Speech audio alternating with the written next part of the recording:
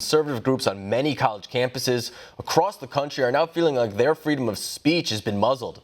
The latest incident involves a pro-life group at a major university in Indiana. One America's Hines starts us off from Washington. Conservative student groups at major state universities are starting to take action against what they believe is discrimination of their religious and political beliefs by going to court. Students for Life applied for funding for $300 in funding from the student activity fees to fund their Pregnant on Campus initiative. But they were denied funding for that because they said that the student fees cannot be used to fund political, religious, or ideological speech.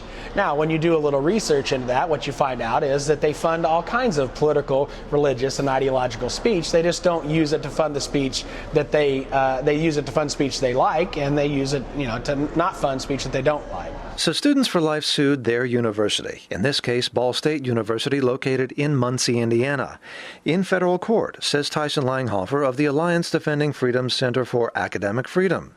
The suit comes despite the fact that the Supreme Court has already ruled that universities cannot force students to fund speech they do not agree with, unless it's done in a so-called viewpoint-neutral way.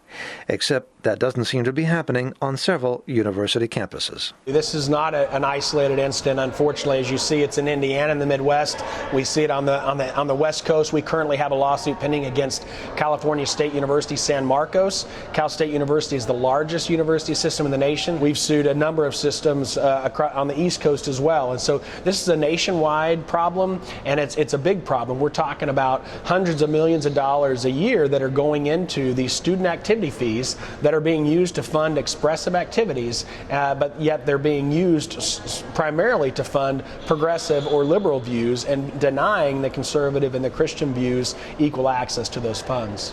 And though it is about a policy issue mainly on publicly funded university campuses, Langhofer believes there is something very fundamental at stake with these lawsuits. What's at stake is the very heart of the First Amendment. Do all students on university campus have the same rights? Do they all have equal access to the resources available at a public university that's funded by the public?